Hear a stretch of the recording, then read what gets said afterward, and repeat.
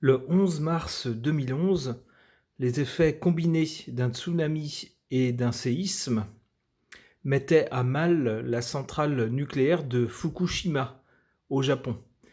Les Japonais sont parvenus à maîtriser l'emballement de la centrale nucléaire qui a suivi en utilisant beaucoup d'eau déversée sur la centrale. Cette eau, jusqu'à présent, était stockée, mais les Japonais arrivent en limite de capacité de stockage.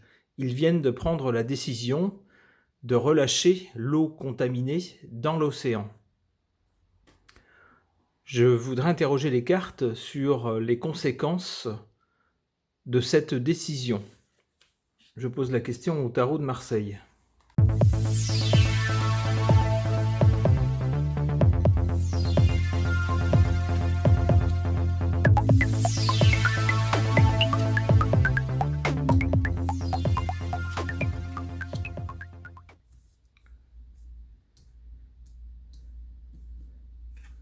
Au cœur du jeu, l'étoile. L'étoile, c'est toujours une bonne nouvelle, un espoir, une lumière, un mieux. Du côté du passé ou de la cause, on a le jugement, une annonce, quelque chose, un événement. Ici, quelque chose presque de divin qui laisse les êtres humains bien démunis devant ce qui leur tombe dessus. On reconnaît ici, bien sûr, la catastrophe nucléaire.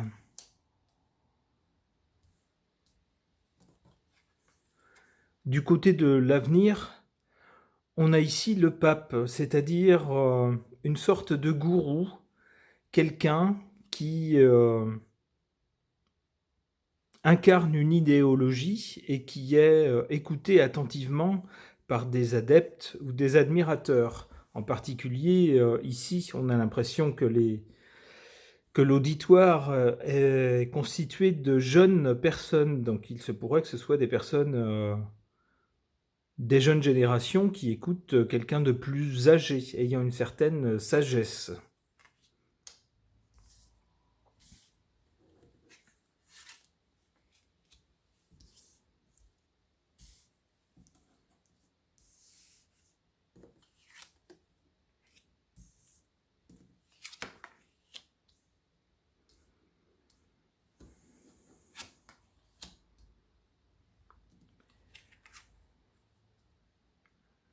En défaveur de cette décision de relâcher l'eau contaminée de Fukushima dans l'océan, on a ici la carte du diable, c'est-à-dire c'est quelque chose d'un peu malhonnête.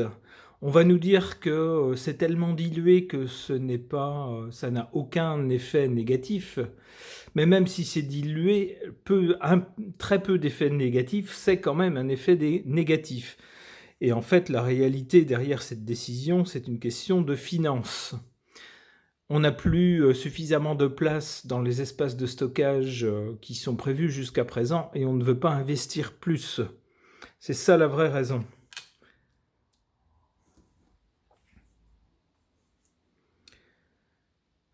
En faveur de cette décision, on a le mat, c'est-à-dire une décision que peut-être on n'aurait pas osé prendre en temps normal. On se serait dit non, les eaux contaminées, on ne peut pas les relâcher. Il faut absolument qu'elles soient contenues.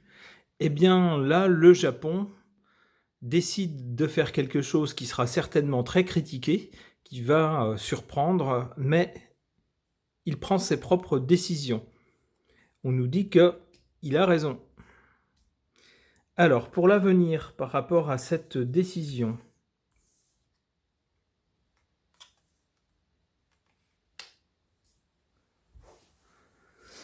alors on a là donc quelqu'un qui fait office de référence, de gourou, qui enseigne aux générations futures, à ses adeptes, qui leur dit ce qu'il faut faire et ce qu'il ne faut pas faire. Le Japon va pouvoir se poser en fait en gestionnaire des crises concernant le nucléaire suite à cette décision, puisque ce pays est touché par une catastrophe. C'est d'abord un pays qui a eu à gérer, après la Seconde Guerre mondiale, les effets des radiations atomiques. Cette fois-ci, ça n'était pas de son fait. Mais cette fois-ci, avec Fukushima et les problèmes de radiation, de radioactivité, il se retrouve à nouveau à devoir gérer ces questions. Ce pays va donc pouvoir se poser ici en spécialiste concernant ces questions. Les radiations, on les voit ici, puisque dans un réacteur nucléaire se reproduisent un peu des réactions qu'on peut trouver, entre autres, dans le Soleil, et qui affectent les êtres humains.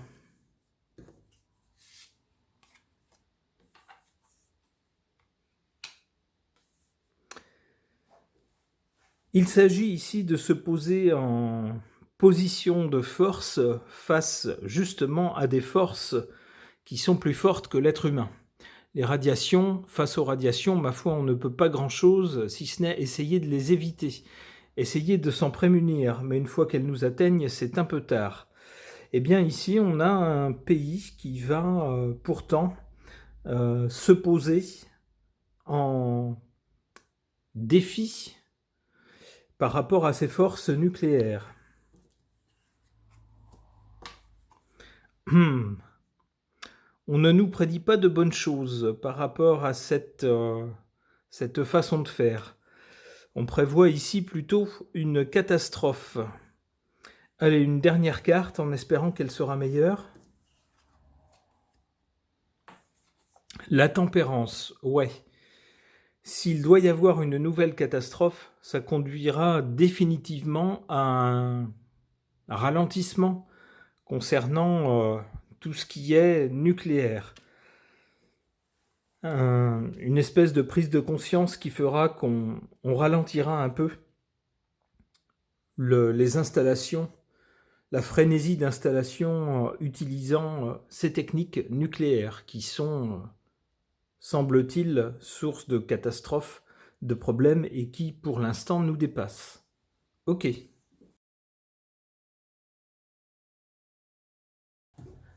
Concernant cette décision du Japon de relâcher les eaux contaminées de Fukushima dans l'océan, j'interroge l'oracle des fleurs enchantées.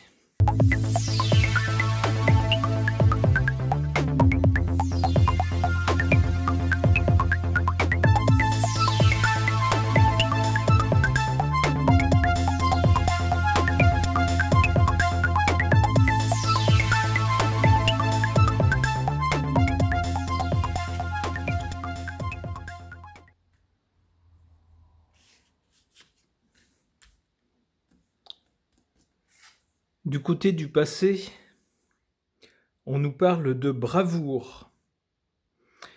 Il en a fallu effectivement aux Japonais lorsque cette catastrophe leur est tombée dessus.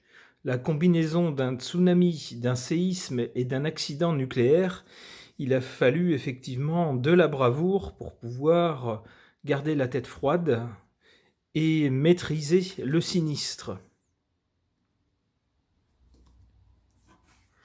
Au présent, on nous parle d'endurance avec le cactus. Ce problème nucléaire qui subsiste, on le sait, les accidents nucléaires ont des conséquences à long terme qu'il est difficile de maîtriser, on ne peut que les contenir. Il y a donc une question d'endurance. Il faut tenir le coup sur la durée. On le voit avec le cactus, le problème épineux posé par l'accident de Fukushima demande de tenir bon sur le long terme, avec l'endurance. C'est ce que font bravement les Japonais.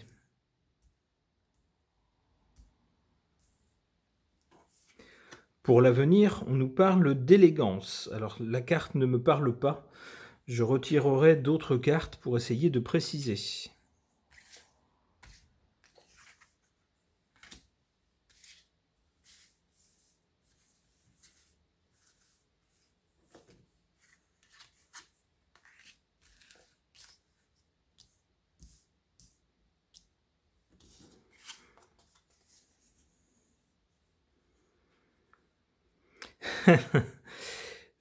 Pour cette décision de relâcher les eaux contaminées dans l'océan, on nous parle de générosité. Mais oui, bien sûr, on partage les eaux contaminées avec le reste du monde. C'est un humour un peu tordu.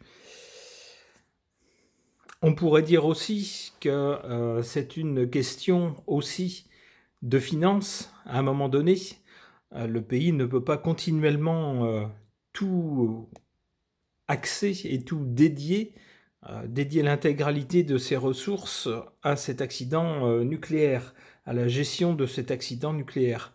Il faut à un moment donné aussi être généreux avec d'autres parties de son économie par exemple, ou de sa population.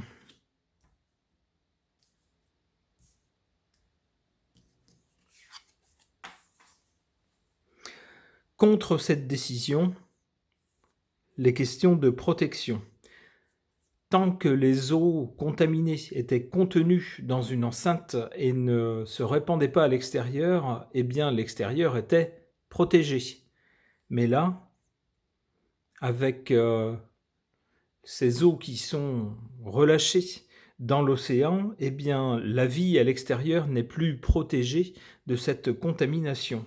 On a bien un défaut de protection.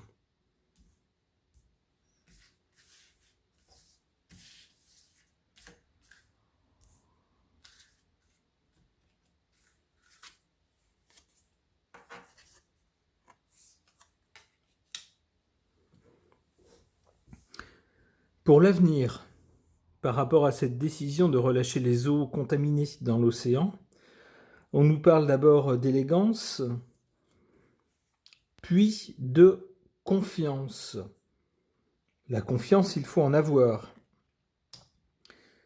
Lorsque les autorités japonaises disent que le taux de contamination sera tellement dilué dans les océans qu'il ne devrait pas causer de problème. Le taux de contamination sera trop faible pour affecter la vie, nous dit-on.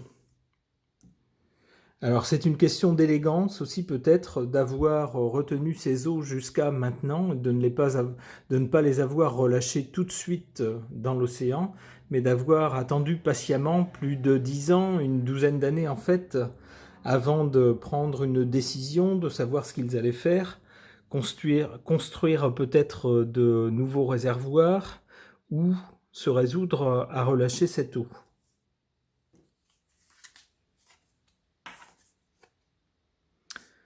Prospérité.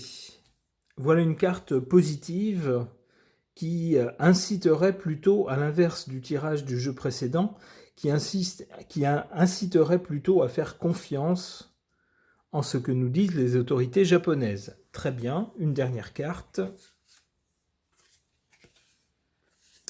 Compassion. Voilà ce qu'on peut éprouver vis-à-vis des Japonais qui n'auront pas été épargnés ni au XXe siècle ni au XXIe par les problèmes nucléaires qui sont parmi les pires qui puissent exister. Ok.